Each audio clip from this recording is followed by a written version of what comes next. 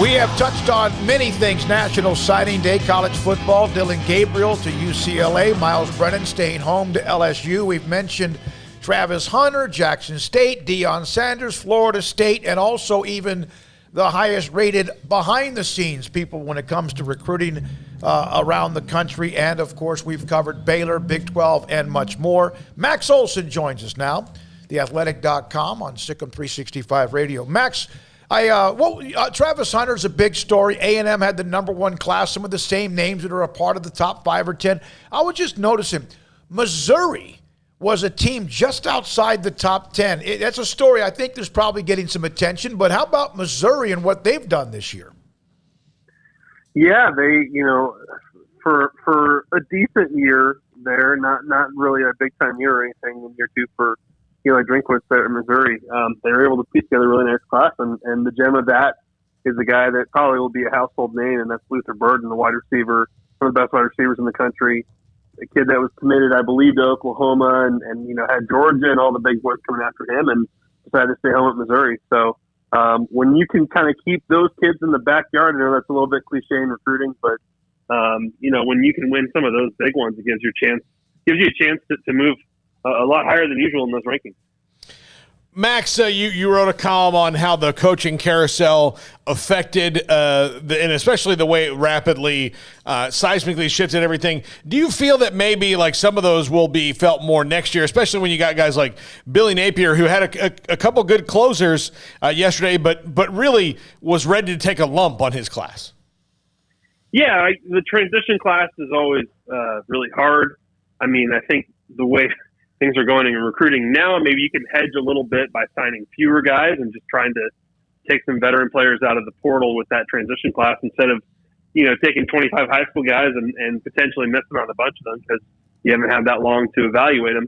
Certainly there are rare cases, as we saw with Matt Rule and Baylor, where you can pull it off and keep those guys, and those guys can be foundational players. But most of the time, that's where you have classes that have a ton of attrition. I know Lincoln Riley hasn't signed a lot of guys in his class right now. I think, Florida and some of these others are kind of being a little bit patient here, but man, the battles over the next year, you're right about that. The battles between all these new coaching staffs, selling hype and hope and all that, fighting over the best recruits in the country. This next cycle, I think, will be pretty crazy and as competitive as ever. Max, we've got some new faces in the Big 12, obviously. Joey McGuire at Texas Tech and Brent Venables at Oklahoma, Sonny Cumbie at TCU. Was there anything noticeable from what the new faces in the Big 12 were able to do? Obviously, haven't had, the full offseason or the full, list of visits and all of that. I mean, McGuire's been on the job the longest, and it's only been like 8 weeks or so. But just your thoughts on those new guys and what little impact they could make in a short amount of time. Yeah, certainly Joe McGuire got the head start on everybody by taking the job so early, and I think that that helped him and his recruiting staff that came over from Baylor quite a bit in terms of trying to make evaluations and, also kind of recruit the players on their own team and make sure they weren't losing too many transfers either. So, I think you saw them by bringing over Zarnell Fish from TCU as the D-line coach. I thought that was a great move. He brought 3 TCU commits with him. They were able to bring over some guys that had decommitted from Oregon and USC and piece together, top 40 class that they're not done with. So I thought that was a good job by Tech, a higher rated class than last year's class. Venables walks into a really tough situation with a lot of players decommitting. Obviously, you've got all the big names in the 23 class backing out there, but certainly he walks in with a lot of attrition going on and was able to get Kobe McKenzie from Lubbock back on board. That was a big one after McKenzie had briefly committed to Texas. And he got Nick Evers and Jaden Gibson, 2 former Florida commits, to come in. And obviously quarterback and wide receiver are a need right now with the guys they've lost to the portal. So that was definitely helpful for their class. Again, pretty small one right now. And, in terms of Sonny Dykes, certainly that situation was just so unique where you have a bunch of kids committed to you at SMU and everyone kind of knows you're making that job change. And so a bunch of those, the top commits at SMU followed them to TCU, and interested to see over, between now and that February signing period, kind of what they do to add to their class. Max also with us, Sikkim 365 Radio. Somebody in the chat room just said this is the best segment of each week. and Max is with us most of the time on Thursdays in the 4 o'clock hour. So A&M has this monstrous class, probably going to add more to it as well. Texas had the late surge, which they do all the time. They always end up in the top 5 or 10 and sometimes higher than that. What are your thoughts about... Guys, we've seen for four different head coaches now. Have made it pretty clear that no matter what the record is at Texas, you can sign a top 5 class. And imagine that this one here, what happens, and they are doing what you can do with the NIL, but the surge among the offensive linemen, the what do you call it, the nonprofit or charity that ends up adding to the offensive line's pocket, where you they can do it, right? So why not? Yeah, and that's one of those programs where, and you've seen it from TCU today too. I think a lot of these folks are, we're about to see this kind of next iteration of what NIL looks like, and it probably will be, more organized in terms of the boosters and all that stuff. And, the stuff that the NCAA would hammer you for in the past now is they're trying to figure out a way to do it, above the table here. And, I understand why that's frustrating to folks, the idea of, oh, wow, the Texas is just going to go pay, X amount of dollars to buy any offensive lineman they want or whatever. I understand that's frustrating. And unfortunately right now, the only response you can really do is say, hey, I guess we should be doing that too. And so, we'll see kind of where that arms race goes here, over the next year. Cause I do think that's as much as, sponsored content and posts and all that stuff, can put easy money in your pocket. That kind of big picture stuff, it seems like everybody's trying to figure out their plan for that here going forward. How do you think, Lincoln Riley obviously didn't have the kind of numbers ranking in the class he did, but his stuff is really 2023, isn't it? Yeah. They're gonna, they're gonna, I'm sure, build a monster class next year. And he, he inherited a pretty interesting challenge there because we've seen throughout the Clay Helton tenure that the best players in California don't want to stay in California and have been, going all over the country. And so he's going to have an interesting battle there in terms of can you convince kids that they need to stay and that USC is going to contend for national championships and can do so quickly. But yeah, getting Malachi Nelson in that class is huge. I think SC is going to be in the mix for some big names here for the February signing period with Damani Jackson and CJ Williams and some of those guys. So they're still going to close out here pretty well. But I'm very interested to see how he does out there. It's going to be a very different environment than what they built up at Oklahoma. So Max, I think since the last time we talked to you, a few of the final jobs were filled. Tony Elliott heads from Clemson over to Virginia. Mike Elko leaves A&M for Duke. Dan Lanning going to Oregon, and then Stan Drayton at Temple. Are we done with the coaching carousel? Is that all? No, definitely not. I think there was one week when y'all asked me, are we done with this? And it didn't even occur to me to mention, Miami's probably going to try and take a shot at least on Cristobal. And then that all happens, and then Oregon opens up, and you have another search there. So, I think the question now is just, are any of these NFL jobs that open up, and it's always 6 to 8 of them opening up every year. Are any of them going to target, college football coaches, and will that create another round? But yeah, in terms of right now, everything, all the vacancies are filled, and you mentioned that group of hires. I think a bunch of those make a lot of sense, and hopefully things can chill out here a little bit, and we can I don't know, maybe enjoy Christmas and bowl games a little bit. We had Ari Wasserman on earlier, mainly about National Signing Day, and he wrote an article today about the behind-the-scenes personnel and who makes the difference with outside the name of the head coach. Max, and he said this, there's so much that has gone on in such a short amount of time with college football that it's been like a boat race, like almost a warp speed of transfer portal, the COVID year, national name, image, and likeness, all of this. Do you feel like there will be eventually some sort of settle where things get a little bit, not back to normal, but they do settle a little bit and it's not such chaos? I don't know. Maybe it's good for business for all of us. So maybe we hope that that's not the case, I suppose. But, it's funny you say that and I think about, maybe next year, won't be so bad, but I'm sure there's going to be all sorts of issues with NIL and this new NCAA constitution and all that. And, we're really not that far away from people, kind of speculating about what's going to go on with this next round of conference realignment too, with the Pac-12 and Big 12 TV deals coming up. like that stuff's going to sneak up on us as well. And certainly this playoff debate still rages on, and I find all that very frustrating, obviously. But we're going to get some resolution on that at some point too. So that's the thing that's been really since the pandemic has hit. It has sort of felt like, man, there's just this huge pile of issues that are going on in college athletics and college football right now. And the pile just kind of feels like it's getting higher and higher. Well, Max, I asked Mac Rose about it early on in the pandemic on one of our shows. It's like, look, you've all this time you guys are sitting in meetings and doing Zooms about these issues. Is this maybe the time that you don't have games to go put on to maybe fix it? And his answer was like, well, shame on us if we don't. And I think he might have been in the minority of that when it comes to leaders in that. But, it all happened to him at once because maybe they didn't use their time during the pandemic all that well.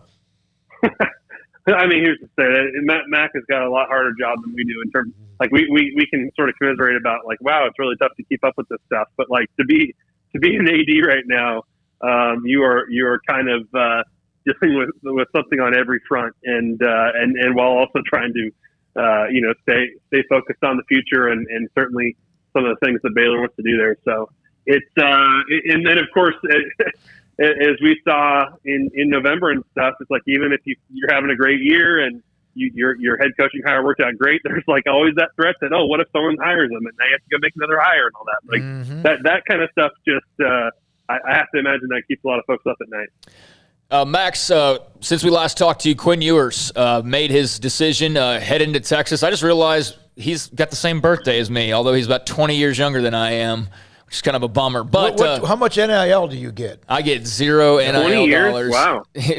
not quite. A little bit of an embellishment, but not that far off either, unfortunately. Quinn Ewers heading to Texas. Max, obviously their quarterback situation was a little bit up and down this year with Thompson and Card. They got Malik Murphy coming in as well, but I mean Ewers is the dude, right? A lot of people think that he's special. Your thoughts on that move for Steve Sarkisian and for Ewers? Yeah, I certainly, I'm sure he knows what he's walking into there because he was committed to Texas before that, everyone's kind of brand you, savior with a capital S there in terms of his role at this program. And we all saw kind of what that was like for Sam Ehlinger and the guys that have come before him in terms of the pressure being the guy and playing at, at a national championship level and all that stuff.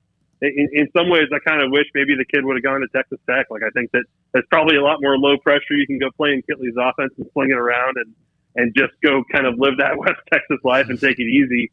And instead, you go to Austin and what happens with that quarterback room certainly will be fascinating to follow. I think that you talk to people that have worked on that staff in the past who kind of describe. Card and Thompson both as potentially kind of flight risks depending on how this stuff plays out. So I don't know. It's hard to see Texas pulling on to all these guys. Maybe you can do so through the spring, but certainly when you make that effort to go for Quinn Ewers, then I think Hudson Card kind of knows that that's the plan for the long term there at Texas. And we'll see if Casey Thompson wants to stay and compete with him. And certainly, as you said, credit to Malik Murphy for not being intimidated by that at all and coming willing to compete. Max also with us, Sikkim 365 Radio and 365 Sports. How much do you pay attention actually? Like you mentioned, Texas gets a top 5 or 10 class, even higher at times. How much do you pay attention to the rankings, the team rankings? How much does that even hit your radar, or is that something most of the time it's the same teams year after year anyway? Well, yeah, it's a good point. You're looking for outliers there a little bit and who's way up or way down from usual. And certainly understanding that it's incomplete at this point, that there's, as much as people want to, like A&M will still have the number one class when it's all said and done, but certainly there will still be a lot of movement between now and early February there. I think one thing that's slightly exciting to see and that needs to change with this stuff is, 24/7 just decided to start adding transfers into your class ranking there, and I think that stuff has to change. I mean, the more that these teams become reliant on adding transfers to boost their teams, the less accurate really those rankings are. So hopefully we see more change with that here over time, because there's certainly a lot of programs that are recruiting at a higher level than they probably get credit for online. Well, how do you really great unless it's Eli Ricks. You've got guys like that or Justin Fields. Yeah. Most transfers fall into the same thing of they haven't played yet. That's why they're transferring. Not as much lately, though. Don't you think there's, like, for example, Dylan Gabriel going from UCF to UCLA. Don't you feel like that there's more meat on some of these transfers than maybe the first year? Yeah. I mean, it's like kind of like when you buy the car and then as soon as you drive it off the lot, it's like worth less. It's worth a lot less. Like that's when you see them, re-rank these recruits that go into the portal. They go from high 4-star to low 4-star, and the grade changes and all that stuff because. Reality is sometimes not really in line with what the expectation was as a recruit. But yeah, Dylan Gabriel's a guy that was a 3-star, and as is Keaton Slovis, there's some guys that have really outperformed what the perception was on them. But yeah, that's kind of a hard thing is you do have to kind of slap a new grade on these guys based on their production and potential and all that. And so again, that's a little bit more complicated. It's easier said than done there. So hopefully. The industry has to kind of adjust to that because you're certainly seeing programs that treat transfer recruiting as not just adding 2 or 3 extra guys, but maybe half your class. Thank you, Max. Appreciate it, buddy. Appreciate your time. Thanks, guys. Max Olson, theathletic.com, with us on Thursdays, usually around 4 o'clock, and joins us on Many Things College Football. I mentioned the Ari Wasserman story about the highest-ranked personnel people. Who, now you have, I don't think we understand how deep that goes. No, I think a lot of people do, actually. I mean, it's not like this is, I think most people who are watching this show are pretty diehard college football fans. Right. And so if you're a diehard college football fan, you absolutely know, you might not know them by name, but you know that there's a lot going on behind the scenes these days in terms of, the GM role for Austin Thomas at LSU. People, that's like a big deal to be named the GM of LSU football. So, LSU fans know all about Austin Thomas. That's why they wanted him back after he left with Dave Aranda initially, and I'm sure, he also wanted to go back. But, James Blanchard's very well known at Tech and also at Baylor. Brian Carrington, Mr. Shh, I just found that to be the most annoying damn thing when he used to do that at Texas, the little shh emoji. But, he's well known. And you mentioned those 2 names, and by the way, Vince Ginta from Baylor's right there in the same number when it came to votes from people who know the business. But he's not as much of a household just yet, but I think there's a little bit of a knowledge of it. Maybe not as much credit is given because we do sit there and go, well, Jimbo Fisher signed a great and it's like, no, it's also like the 25-year-old behind the scenes that's doing a lot of work too, or the guys that are simply identifying the recruits. Like those are the guys that probably, and that's where James Blanchard comes in. That's where Joe Price at UTSA comes in. Guys like that, the real deal evaluators that are on kids first and then others follow their leads.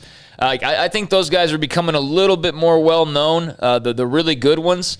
But yeah, it's still probably not enough credit given. I think with Vince Ginta is he's not one that you see out in public a lot. Yeah. You don't see him. Like Brian Carrington. He's not a self-promoter. Brian Carrington, when he was at Texas, was Mr. all over Twitter. I mean, I didn't follow him ever, but I'd see him constantly. And it was always like, especially around signing day, he'd especially ramp up this because they were all – I hated how they'd always set it up to be like all secretive with their flips and everything. It's just like, just introduce your stupid class. You know what I mean? Yeah. I know that some of it's fun, but when it was constantly all the time, it was just like, whatever. But, I mean, yeah, he's a guy who played social media a certain way.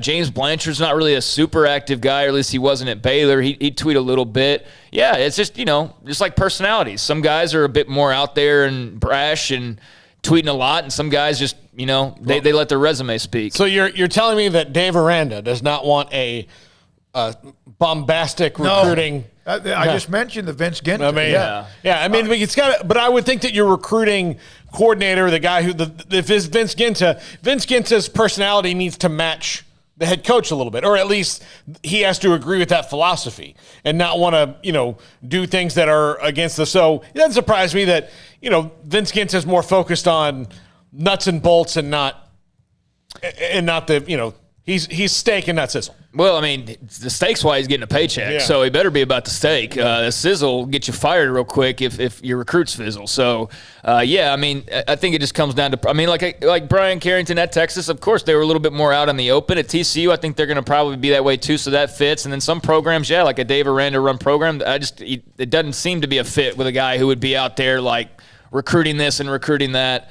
But I mean, the behind the scenes guys, they don't ever get enough credit, and behind the scenes gals as well. Like there's a lot of people involved in all of that goes with recruiting. Annie Hansen at Oklahoma got a vote, and probably a matter of time before she ends up at USC because her husband's now a coach out there. And then also the young lady from A&M who's ranked very high on that list, and Braswell at number 6. When we come back, Mickey Spagnola on the Cowboys at 4:45. Craig's off the radar. At 5 o'clock, Gabe Brooks. We've known Gabe since he was a teenager coming out of East Texas. He's now a recruiting evaluator. Not so much about what teams did, rankings, but actual specific evaluating of talent, and what he said to me about Travis Hunter, which is what also Ari Wasserman said basically about Travis Hunter, who's now at Jackson State. Jason Cook of Baylor on the R1 status that they're now a part of, along with Memphis and a few others. UT San Antonio, Sikkim.